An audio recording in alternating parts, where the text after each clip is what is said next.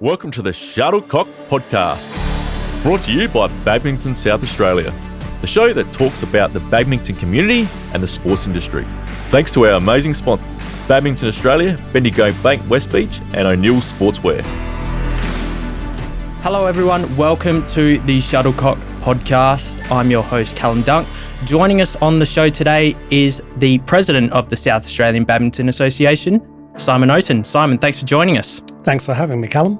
I'm glad to get in contact with you because you just have such a busy schedule. I think it's part of the territory with the job. If you try and fit a volunteering role, certainly a formal one, in around your regular business life, that's quite a workload. Yeah, so for those of our viewers who may be unfamiliar with you, would you be able to give us a quick introduction to yourself and how you got involved with badminton? I'm from London. I've been in Australia 20 years. But before I came here, I used to play badminton. My dad taught me when I was about 6 or 7. And I played it all through high school in the English county system. And then came to the shocking realisation that I really wasn't very good.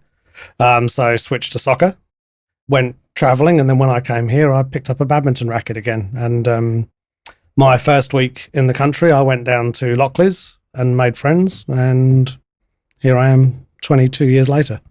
You became president of the association in 2014, taking over from Simon White. Could you provide us a bit of an insight into the responsibilities that you have to deal with it on a pretty much a daily basis? For us, for a sport like ours, that's a really, really sort of open-ended question. It's an open-ended role because we don't have the luxury of dividing up sort of operational and official responsibilities. So really, for a board member, for a president or anyone else, it's a case of mucking with whatever needs doing. And we do. As a president, I do as much operational stuff on a daily basis as I do interacting with government for grants and funding, interacting with BA, things like that. And certainly I think people can be under the impression it's sort of a formal sort of, a high level role. And really at our level of sport, it's not. Whether you're a president, a vice president, a board member, or just a volunteer, most of the responsibilities we cover are the same. At the end of the day, I'm effectively the chairperson of a board, and our job is to make sure the association runs every week, every month, whether that be the financial function of it, the office functions, running and maintaining staff members, right the way through to making sure we've got events and activities going. Yeah, so for those at home who don't know how Badminton SA operates, it's essentially a volunteer-run organisation. It's quite challenging for yourself. What are some of the challenges that are associated with running a volunteer organisation, essentially? I think with a volunteer organisation, we have... There's several fields of difficulty, I guess. I think firstly, if we look at the stakeholders involved, there's a continuing, requirement for resources from, high performance players, social players, and then really just the members who make up, the mass of our membership body who really are just playing for fun every week. And one of the distinct challenges is trying to balance the use of our resources between those different requirements. The other main difficulty, I think if we're, being honest, it's still one that faces us and probably will for a while yet, is the attempts to modernise. Sports like Badminton SA functioned for years very, very well on goodwill, on the input of members, on old-fashioned things like working bees and the like, and it generated a massive volunteer culture. And nowadays, that culture is still there, but it's a very different culture. And, even now, if we look at the requirements to be a volunteer now, it can be quite arduous. If you're someone who's retired and you're looking for something to do with your spare time, nowadays there's a ream of paperwork and all kinds of requirements to meet to be able to give up your time on a Saturday. So I think that's definitely one of our biggest challenges, is how to motivate and continue to bring people into the association to volunteer. Yeah, you raised some really valid points, and certainly, in my job, if I've ever needed to get a hold of you, it can be really difficult sometimes because you run your own business plus have all these responsibilities on the board, and you do extremely well to manage it. But, for someone, who's working and got kids, being on the board is probably going to be a lot harder of a challenge for them. It's a big ask, and I think that if we look at we look at the people who normally put their hand up for roles such as this, I think most of them tend to be those who have a degree of control over their own time. So if you have your own business, you get to manage your own time a bit, good or bad.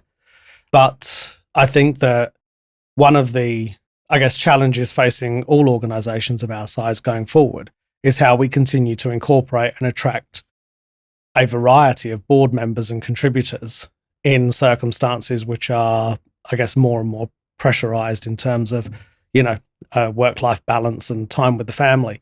It's going to be a challenge for every sport to address. And I have to say at the moment, I don't think there's an easy answer to it.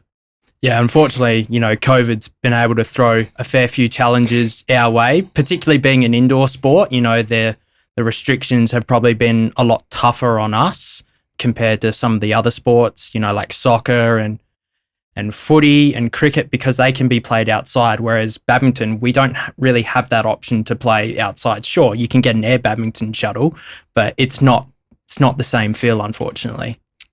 No, no one's escaped COVID. For us as an association, I think the impact on our volunteering has been very, very difficult. I think whether you're a player or whether you're a volunteer, at the moment, it's very, very hard to plan what you can contribute a week out, let alone what you can contribute to an event in 3 months' time. And that makes it's a little bit off-putting. If you're a player, realistically, certainly when I used to play a lot, I'd make the effort to make sure if there was an opportunity to have a hit, I'd be there on a Saturday, come what may. If I'm a volunteer or someone trying to run something, then, if I'm having to commit to something 3 months away at a time when there are waves of COVID going through, everyone's had a stint in isolation by now, it's a really, really difficult mindset. In your time as president since 2014, what would you say has been the biggest highlight for you? Probably most recently, the floor. I think that our little venue at Lockleys is a great place that punches well above its weight. And it's a really good place for sport to take place in general, but creates a lovely atmosphere. And I think having the floor there and knowing that improvement to the facilities is something that will last 15 or so years is a really, really big achievement for the board. Everyone should be very, very proud of. Yeah. Are there any other achievements? Obviously, we've had Leanne Chu come back to the association in the last 12 months, which has been really exciting. Could you tell us a little bit more about getting Leanne involved again with the association? I think that the fact that Leanne is back involved with the association is something that we should all be very, very pleased about. To have someone who's a multiple Olympian and not involved in a sport in their home state is really, not a position that should exist. And look, the HP program that she's implemented is, it's bringing rewards straight away. We have a look at the girls' performance in the under-19s recently with their gold medals and the team performances in the seniors and the under-19s. We've struggled to field teams for the last few years. All of a sudden, we've got 2 in the under-19 nationals and 2 in the seniors. So that program and her influence is obviously, strong and impressive. Where would you say that badminton has the biggest scope for growth here in South Australia? I think that probably it will always be a minority sport in terms of high performance levels. In South Australia, we have had really a exceptional number of players go on to a high level compared to our membership levels, etc., compared to other states. But where badminton will grow is it is an exceptionally appealing sport for people to have fun and exercise with. Indoors in the middle of winter, ideally not with COVID around, but indoors in the middle of winter, it provides an opportunity for, people to have a pretty low cost hit and exercise. And I think that's where its growth will lie. Yeah, and it also provides that opportunity for, the casual players, as you mentioned, just to come in, get some court hire and have a hit. Whereas now there are more pathways for people who really want to take their badminton seriously. With Leanne's programs, we've spent the last couple of years trying to provide some opportunities in the after-school space to try and get kids who may participate in our school programs to come to Lockleys, get involved, and hope down the line that they come to join a club. I suppose let's look on the flip side of that. What are some of the big challenges that badminton faces as a sport?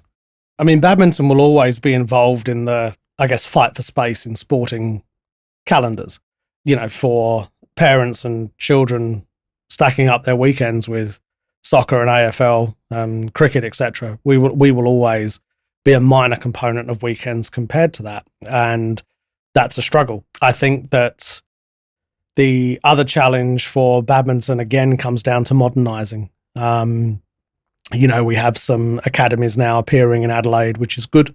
It's good to see the sport sort of coming to a more professional delivery model, away from the ad hoc model that has been in existence for a long while.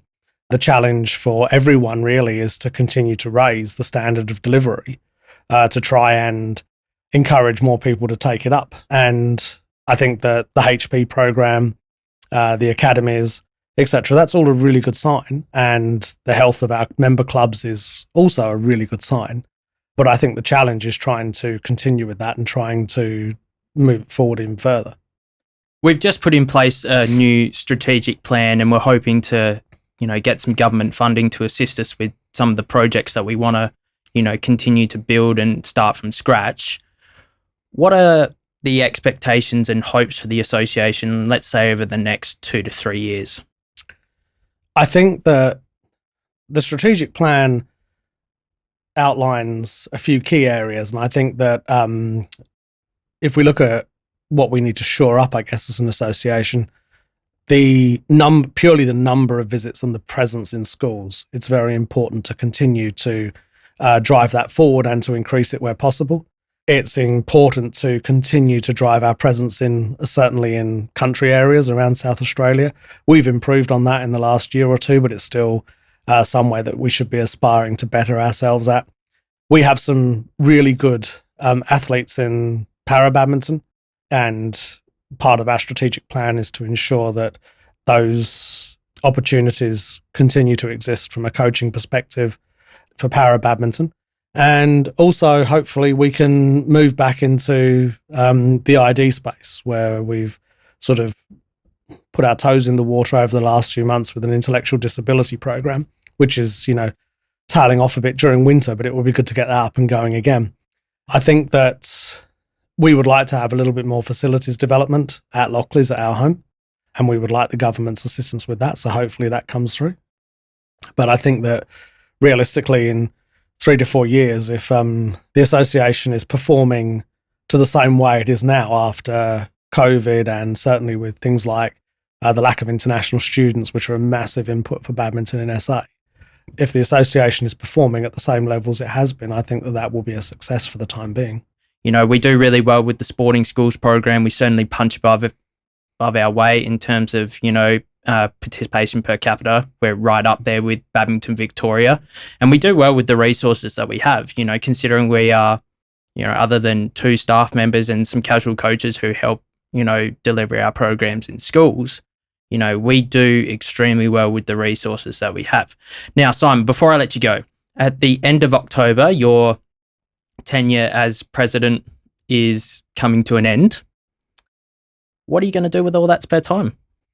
I don't know, there'll be a great deal of spare time, but I'm looking forward to spending some more time in my own business. I enjoy my business very much. I love it dearly. And I miss it quite often when I spend a degree of time away from it for any reason. But I'm looking forward to spending more time there. And I dare say I should still be around in some capacity, whether I'm helping at tournaments or pursuing my refereeing or something along those lines. Awesome. Simon, thank you so much for taking time away from your business and your badminton duties to join us here at the studio. Thank you so much for tuning in at home. We'll see you on the next episode.